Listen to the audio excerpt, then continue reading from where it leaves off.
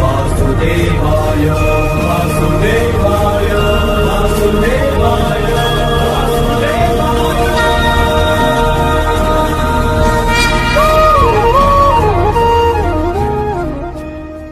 गुरुर्ब्रह्मा गुरुर्विष्णु गुरुर्देव महेश्वरः गुरुः साक्षात् परब्रह्म तस्मै श्री गुरुवे नमः।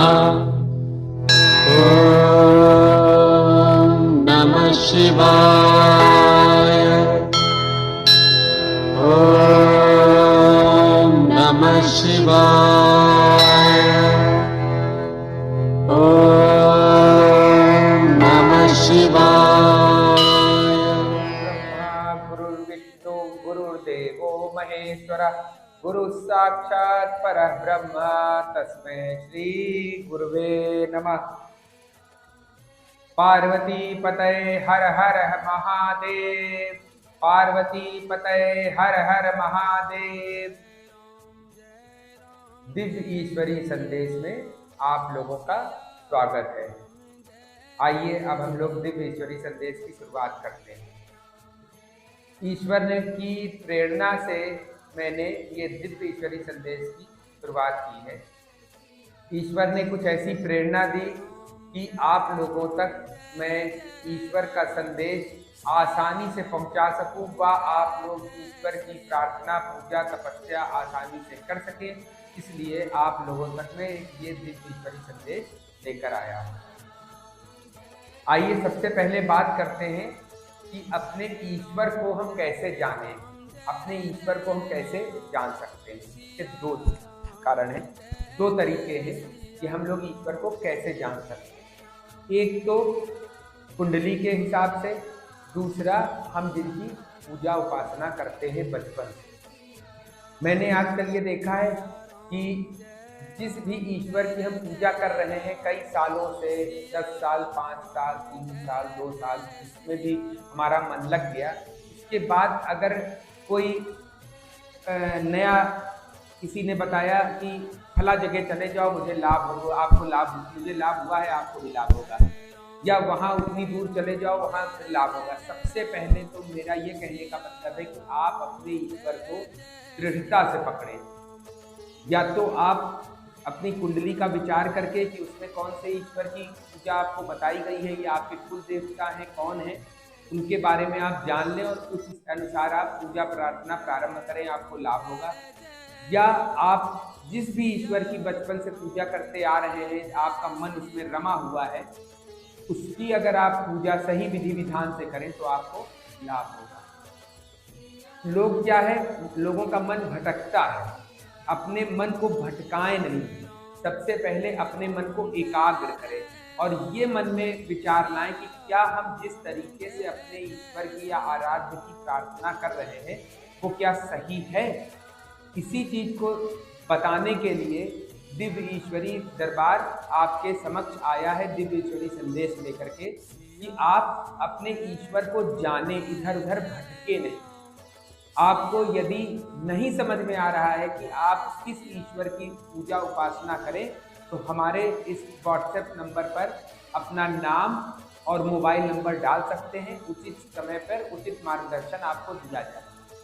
आजकल हम लोग बहुत से सांसारिक परेशानियों से परेशान हैं।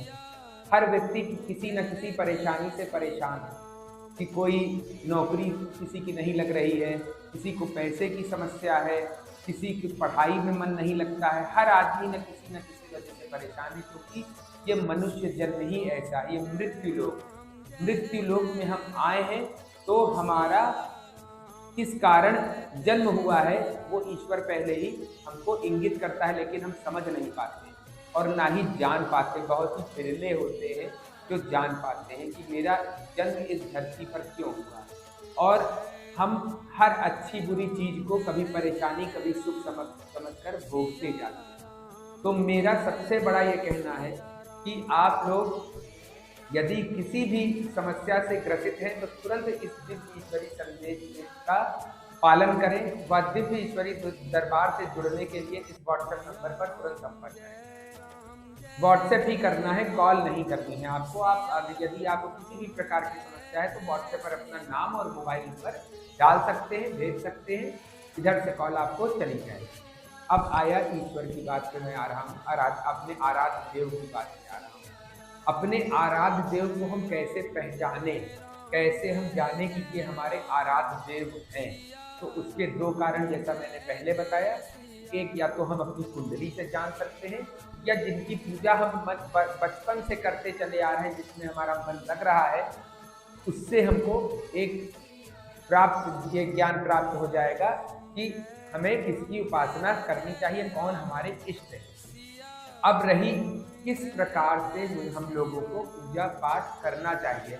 हम लोग कभी हनुमान जी की पूजा करते हैं, कभी माता जी की पूजा करते हैं, कभी साईं बाबा की पूजा करते हैं, खाटू श्याम की पूजा करते हैं, भोले शंकर की पूजा करते हैं। सबकी पूजा हम कभी ना कभी करते हैं, लेकिन हमारा मन नहीं स्थिर है। सबसे पहले हम अपने मन को स्थिर करें और जिसकी भी प्रार्थना पूजा कर रहे हैं उस इष्ट देव की पूजा पूरे मन से करें। बहुत से लोगों का प्रश्न आता है कि गुरुजी हमने इतने दिन से इतने ये व्रत रखे, कोई लाभ नहीं हुआ, हम लोग नंगे पैर मंदिर गए, कोई लाभ नहीं हुआ, या हम साईं बाबा की पूजा कर रहे हैं, लाभ नहीं हुआ। तो गलती आपके अंदर है, ईश्वर के अंदर कोई गलती नहीं। वो तो आपको सारी चीजें देना चाहते हैं।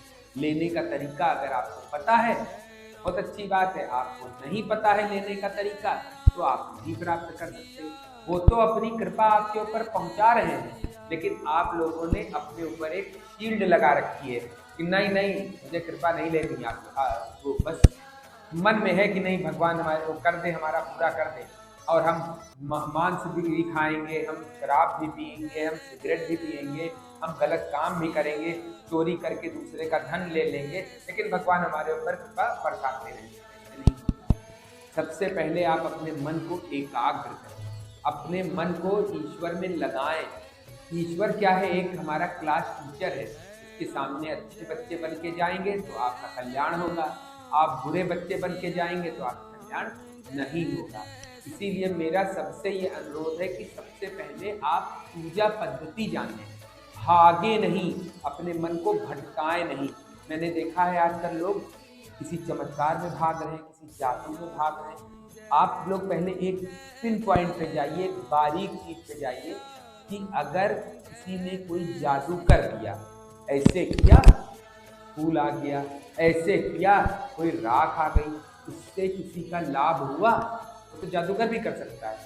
उससे किसी का लाभ हुआ, आपका लाभ हुआ, 4 लोगों ने देखा, तालियां बजा दी, उसकी जय जयकार कर दी, किसी का लाभ हुआ हो तो आप बताइए। मेरा ये कहने का मतलब है कि जो आप अपने को उस ऊपर वाली शक्ति से जोड़ेंगे तभी आपको लाभ होगा, और वो तन मन धन हर तरीके से उससे जोड़ेंगे तभी आपको लाभ होगा, ना कि किसी के बहकावे में। आप सबसे पहले अपने ईश्वर पर अपना दृढ़ विश्वास करिए। जैसे अगर आप यदि माता जी की पूजा कर रहे हैं, बहुत लोग ने बताया कि मैंने तो इतनी पूजा की माता जी की, लेकिन मुझे कोई लाभ नहीं हुआ। सबकी बात मैं नहीं कर रहा हूँ, 100 में से 50% लोग ऐसे हैं जो लोग बोलते हैं गुरुजी मैंने तो पूजा पाठ किया, मुझे लाभ नहीं हुआ। अरे लाभ क्यों होगा मूर्ख? जब उनके बताए रास्ते पर आप नहीं चलोगे तो लाभ नहीं होगा। और आपके ही साथ नहीं है, ये हमारे साथ भी है, सबके साथ है। मुझे ईश्वर ने स्वप्न में दर्शन दिया, मुझे कान पकड़कर झापड़ मार कर ईश्वर ने बताया कि ऐसे कर पूजा। सबसे पहले हम पूजा पद्धति अपनी सही करें। जिस दिन हम लोग पूजा पद्धति अपनी सही कर लेंगे, हमको किसी के पास जाने की जरूरत नहीं है, हम लोग खुद इतने सक्षम हो जाएंगे कि हम लोग पूजा आखिर करते क्यों? इसका कारण किसी ने सोचा कि हम लोग ईश्वर की ओर क्यों बढ़ते हैं? सबसे बड़ा कारण है ये मृत्यु योग।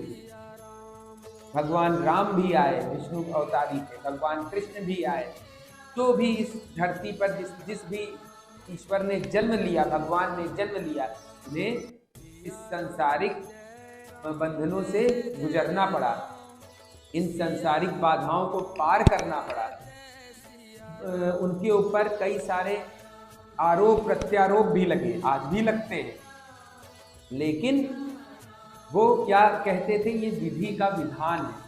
सबसे बड़ी चीज है ये विधि का विधान है। तो विधि का विधान जो लिख दिया है विधाता ने, वो एक बात ये आप लोग ध्यान करके रखिएगा कि कम हो सकता है, बदल सकता है, कट सकता है। ये कब होगा? जब हम अपने ईश्वर पर दृढ़ विश्वास रखेंगे। कोई ने बताया कि ये उपाय कर लो, हो जाएगा, 100 में से 2 लोगों का हो गया। सबसे बड़ी चीज है कि आप पहले अपने ईश्वर पर दृढ़ विश्वास रखिए, अपने ईश्वर की पूजा करना सीखिए। अब मैं आपको एक बहुत बड़ी बात बताता हूँ। इस दुनिया में सब लोग कहते हैं कि भगवान को नहीं देखा, कुछ कई पंथ मत ऐसे हैं जो निराकार ईश्वर की पूजा करते हैं, वो उनका मत है, पंथ है।